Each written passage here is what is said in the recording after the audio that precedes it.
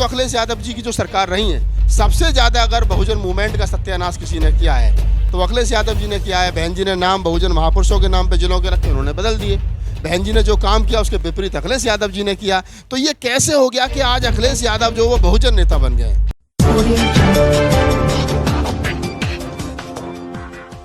मेरे साथ जो शख्सियत खड़ी हैं ये महेश आर्य हैं, उनके बड़े भाई आर्यन आर्य साहब जो है वो पूर्व में सांसद रहे। महेश आर्य भी किसी परिचय के मोहताज नहीं है। पूर्व में बहुजन समाज पार्टी के बड़े नेता के रूप में उनको जाना जाता था, वर्तमान में समाजवादी पार्टी के राष्ट्रीय प्रवक्ता हैं।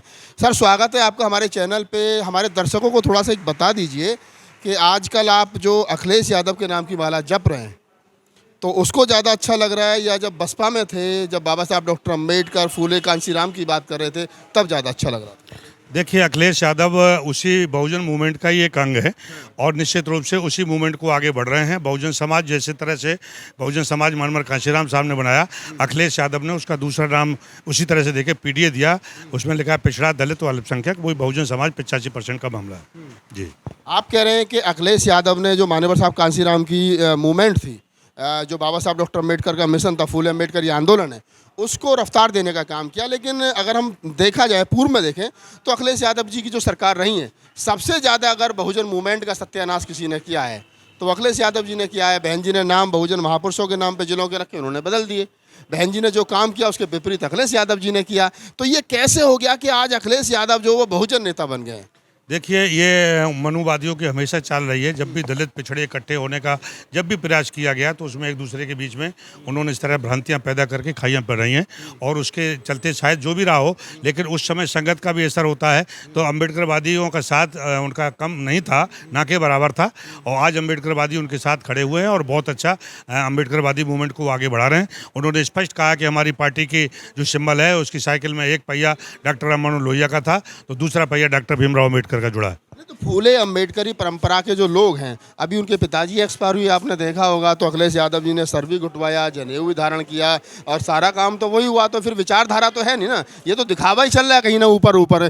गौमूत्र से और गाय के गोबर से सीएम आवास भी साफ हो गया, बता भी दिया गया। उन्होंने भी चिल्ला चिल्ला करके कह दिया मैं शूद्र हूँ, उसके बावजूद भी कर्मकांड तो वही ब्राह्मणी लिपि से हो रहा है। देखिए, बहुत लंबा अरसा मनमर कांशीराम साहब के नेतृत्व में बहुजन मूवमेंट चला, लेकिन जो आप सवाल कह रहे हैं वो रिलीजियस से जुड़ा हुआ है।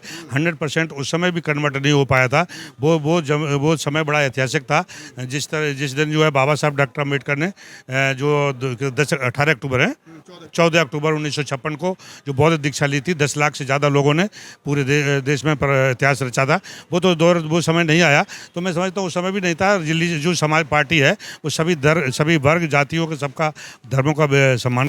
वो बात ठीक है, वो ठीक है कि हम एक राजनीतिक पार्टी चला रहे हैं। हमें हिंदू की भी जरूरत है, मुस्लिम की भी जरूरत है, क्रिश्चियन की भी, बौद्ध की भी, जैन की भी, ब्राह्मण की भी, सबकी वोट बराबर है। लेकिन अगर व्यक्तिगत करा जाए तो बहन जी का आप देख लीजिए, बहन जी के आप साथ रहे, बहन जी के बड़े नज़दीक रहे, उनके घर में कोई भी कर्मकांड जो ब्राह्मणों के हाथों नहीं होता, बाबा साहब की प्रतिज्ञा है। बहन जी के यहाँ अभी भाई भतीजे की शादी बौद्ध धर्म से हुई, मान्यवर साहब कांशीराम की जयंती हो, बाबा साहब का परिनिर्वाण हो, तमाम बौद्ध धर्म से होता है। तो बहन जी तो पूर्णतः बौद्ध है और फूले अम्बेडकर आंदोलन की सच्ची सिपाही है। लेकिन आप अखिलेश यादव जी की जो माला जप रहे हैं, मेरा सिर्फ यही कहना है आपसे, मालूम है हो सकता है मैं गलत भी हूं, कि अखिलेश अम्बेडकर की के बाद में, और वो खूब चीख कहते रहे मैं शूद्र हूं, मुझे एहसास हो गया, उसके बावजूद ही उसी रास्ते पे जा रहे हैं जिस तरह शोषण हो रहा है।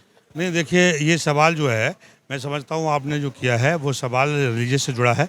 समाजवादी पार्टी के नेता बुद्धिस्ट नहीं हैं, वो हिंदू हैं और हिंदू संस्कारों में बिलीव करते हैं। पाखंडवाद की बात करें तो मैं समझता हूँ जब रामचरितमानस का मामला उठाया गया था हाउस में तो स्पष्ट उन्होंने उस पर अपना सुविचार स्पष्ट रखे थे। जबकि जिस नेता की बात करें बहन जी की, तो बहन जी ने तो उसका विरोध किया था। उन्होंने स्पष्ट कहा था कि भाई ये लोग गलत कह रहे हैं। जबकि उसमें हमारी पार्टी ने मुद्दा उठाया था कि उस रामचरितमानस के अंदर यदि कोई गलत ऐसी पंक्तियाँ लिखी हैं जिससे कोई वर्ग, कोई समाज आहत होता है उनकी भावनाओं को, तो उनको हट जानी चाहिए। आदरणीय अखिलेश यादव ने उसको जोरदार ढंग से और स्पष्ट रूप से उसका विरोध किया था। हाउस में कहा था कि हटनी चाहिए, और दूसरा कहा था कि यदि भारतीय जनता पार्टी आरएसएस के लोग यदि उसको सोने के उसमें पत्थर लिख के भी देंगे पत्र पे, तब भी उसको हम स्वीकार नहीं करेंगे। आपने कहा कि पार्टी ने पुरजोर तरीके से विरोध किया था, मैंने भी वो देखा। स्वामी प्रसाद मौर्य ने जितना मुखर होकर के बोला, चाहे बिहार से अगर हम देखें तो चंद्रशेखर यादव जो वहाँ के शिक्षा मंत्री, उन्होंने जितना मुखर होकर के बोला, लेकिन कहीं ना कहीं वो व्यवस्था जो है, जो सलीगढ़ी व्यवस्था है, जिसको बाबा साहब डॉक्टर अम्बेडकर कहते थे कि हम इस व्यवस्था को बदल देंगे, हम जो मान्यवर साहब काशीराम कहते थे कि हम इस व्यवस्था को खड़ी व्यवस्था को पड़ी व्यवस्था कर देंगे, वो जो व्यवस्था है और उस व्यवस्था में जो नाम आपको दिया गया, आपको उसको कहा गया कि आप शूद्र हैं, आप अछूत हैं, और आपने लिखना शुरू कर दिया कि गर्व से कहो हम शूद्र हैं, तो व्यवस्था तो वही अपनाई जा रही ना फिर भी। नहीं, देखिए, इस व्यवस्था को एकदम से अपने आप को कुछ भी लिख लेने से काम नहीं चलेगा। ये व्यवस्था तो सच्चाई है, उसको स्वीकार करने में किसी गुरेज नहीं है। आदरणीय बहन जी भी उस व्यवस्था से आहत हुई हैं, और निश्चित रूप से कहाँ जो आरएसएस से लेकर के फर्श पे पहुँच गई हैं, वही कारण है। तो मैं समझता हूँ कि इसके लिए पूरे देश को इकट्ठा होकर के बाबा साहब डॉक्टर अम्बेडकर की जो सार्वभौमिक विचारधारा है, उस विचारधारा को पूरे देश में ले जाना होगा, और निश्चित रूप से सभी देश का कल्याण होगा। समाजवाद और अम्बेडकरवाद में बहुत अंतर नहीं है, इसीलिए समाजवादी पार्टी के लिए कोई दिक्कत नहीं है। और जब भी हम केंद्र की सत्ता में, जब तक बहुजन समाज नहीं आता, तब तक जो आप करें आपकी वो पूरी नहीं हो सकती। समाजवादी पार्टी में भी नीले कलर की जैकेट पहन करके और जय भीम के नारे के साथ सफ़र करना, नहीं लगता है कि ये काम शायद 2022 के चुनाव से पहले कठिन था, लेकिन 2022 में जैसे ही बहुत सारे बसपाई सपाई हुए तो साथ काम आसान हो गया, और अखिलेश यादव को भी फिर जो अम्बेडकरवादी नेता हैं उन्होंने अपनी ताकत का एहसास कराया। नहीं, निश्चित रूप से होता ही है, संगत का बहुत बड़ा असर होता है। चंदन बेश व्यापत नहीं लपटे रहते भुजंग, तो ये कहावत भी है। तो अच्छे लोगों की जब संगत मिलती है तो इंसान आगे बढ़ता है और उसी विचारधारा पे उसको अनुग्रहित भी करता है। अम्बेडकरवादियों का साथ जब मिला तो निश्चित रूप से वो भी बहुत सुकून महसूस कर रहे हैं। समाजवादी पार्टी भी अपने आप को अच्छा सकारात्मक महसूस कर रही है, और जो दलित समाज जो कभी ये माना करता था कि समाजवादी पार्टी हमारी सबसे बड़ी विरोधी पार्टी है, उस पार्टी में वो सुकून महसूस कर रहे हैं, स्वाभिमान और सम्मान महसूस कर रहे हैं। इसीलिए वहाँ पर हम लोग गए हैं, और मुझे लगता है कि देर हो सकती है, अंधेर नहीं हो सकती। आपने कहा देर हो सकती है, अंधेर नहीं हो सकती। अभी आप समाजवादी पार्टी के राष्ट्रीय प्रवक्ता हैं, और आज एक दूसरी राजनीतिक पार्टी के मंच पर आप यहाँ हैं, सुरेश माने जी के बुलावे पर आप यहाँ पहुँचे हैं, तो आपको नहीं लगता है कि वहाँ जा करके समाजवादी पार्टी में सवाल कर दिया जाएगा कि आप समाजवादी पार्टी के राष्ट्रीय प्रवक्ता हैं और बहुजन रिपब्लिकन सोशलिस्ट पार्टी के मंच पर आप क्या करने के लिए? देखिए, समाजवादी पार्टी इस तरीके से आशंकित नहीं रहती है, और मैं समझता हूँ कि आज के दौर में महसूस करता हूँ अखिलेश यादव जी को कि बहुत ही वो अच्छे विचारों के हैं और बड़े दिल के नेता हैं। चूँकि समाज की बात है, समाज को इकट्ठा होना है, हमें वोट के बिखराव को रोकना है।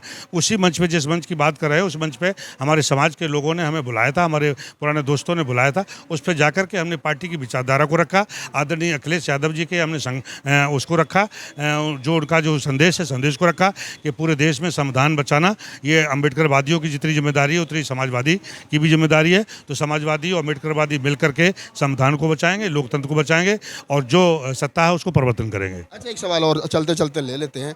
बहन जी की सरकार रही तो बहन जी ने दलित प्रेरणा केंद्र बनाया, डॉक्टर अम्बेडकर स्मारक बनाए, मतलब लखनऊ से लेकर के नोएडा तक बुद्ध के रंग में रंग दिया, काशीराम मान्यवर साहब के नाम से, बाबा साहब डॉक्टर अम्बेडकर के नाम से, और तमाम बहुजन महापुरुषों के नाम से जिले बनाए वगैरह वगैरह।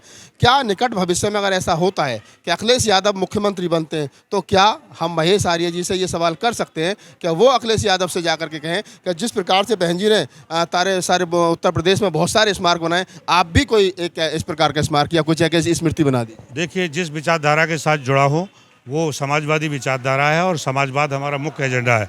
और निश्चित रूप से सरकार बनेगी तो समता, समानता, बंधुत्व, बराबर भाईचारे के लिए हम लोग लड़ेंगे, और उससे पूरे हक की लड़ाई हर समय तक लड़ेंगे। आप राजनीतिक व्यक्ति हैं, 2024 का चुनाव नज़दीक है, विपक्ष जो है वो एकजुट हो रहा है, इंडिया नाम दे दिया गया है।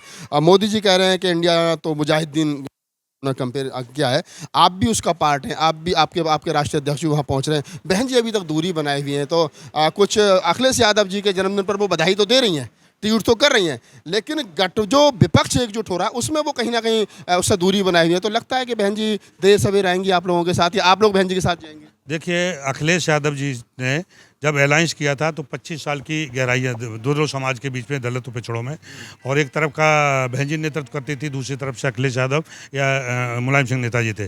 तो समाजवादी पार्टी ने बड़ा दिल दिखाते हुए अलायंस हुआ दोनों नेताओं के बीच में, और फायदा बसपा को पहुंचा, और नुकसान सपा को पहुंचा। उसके बाद अब वो तो सपा का तो वोट सारा का सारा बीजेपी में ट्रांसफर हो गया, सारा यादव भाग गया, वो अब वो अपने घर की सीटें हार गई। मेरी बात सुनो, जो भी हो, लेकिन रिजल्ट उसका जो आया उसका लाभ बहन जी को मिला, तो बहन जी ने उसके बाद गठबंधन तोड़ा।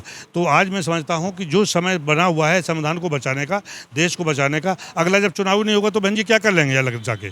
तो मैं समझता हूँ इस समय सभी पार्टियों की ये चुनौती है विपक्ष की कि हम वोट के बिखराव को रोकें और सब दल मिलकर के यूनाइटेड होकर के इंडिया का समर्थन करें, इंडिया में साथ आए, उसमें अपना हक को मांगे। अच्छा, अगर ऐसा होता है, सपोज करो कि इंडिया में बहन जी भी साथ आती हैं और एक मंच पर अखिलेश यादव और बहन जी और तमाम लोग बैठे हों, तो महेश आर्य जैसे लोगों को, स्वामी प्रसाद मौर्य जैसे लोगों को, और वो तमाम लोग जो बसपा के काशीराम साहब की पाठशाला से गए, तो थोड़ी सी मन में घबराहट तो होगी कि पहले जय भीम बहन जी को की जाए, अखिलेश यादव जी को किया जाए। नहीं, देखिए ऐसा है, हमने अखिलेश यादव जी को देखा है कि वो समाजवादी है, वो जय भीम करते हैं, खूब जोर से करते हैं, और बहन जी के तो कोई दिक्कत है ही नहीं। तो जब भी कोई ऐसा मौका आएगा, मैं तो चाहता हूँ कि तथागत की ऐसी वो हो, समय दे, और बिल्कुल निश्चित रूप से उन्हें कोई, हमारे नेता कोई शिकायत नहीं है जय भीम करने। महेश आर्य के वर्तमान नेता अखिलेश यादव है, मायावती दोनों, या क्या है? देखिए, आदरणीय बहन कुमारी मायावती जी हमारे समाज की बहुत बड़ी नेता रही हैं, और उनको इस बात को अब साबित करना पड़ेगा कि अब वो समाज की सबसे बड़ी नेता हैं भी या नहीं। चलिए, तो आप महेश आर्य थे, और जैसा मैंने इनके परिचय में बताया कि समाजवादी पार्टी के राष्ट्रीय प्रवक्ता हैं और बहुजन समाज पार्टी के बड़े कद्दावर नेता रहे। इनके बड़े भाई आर्यन आर्य साहब जो सांसद रहे, कई स्टेटों के प्रभारी आर्य साहब रहे। आज मुलाकात होगी, सुरेश माने जी के प्रोग्राम में आए थे, तो सोचा कि चलते चलते कुछ बातचीत कर ली जाए। मैंने कुछ तीखे सवाल किए हैं, और वो सिर्फ इसलिए किए कि कुछ अंदर से चीज़ें निकल करके आएँ, ताकि बहुजन समाज का जो दर्शक है, बहुजन समाज का जो वोटर है, बहुजन समाज का जो वो एक तरीके से मैं कहूँ कि जो इंटेलेक्चुअल वर्ग है, उसको ये पता चल सके कि बहुजन समाज की वर्तमान की राजनीति जो वो किस दिशा में और दशा में जा रही है, और बहुजन समाज के नेता वो किसी भी प्लेटफॉर्म पर रहें, वो कम से कम फूले अम्बेडकर आंदोलन के साथ तो हैं। धन्यवाद।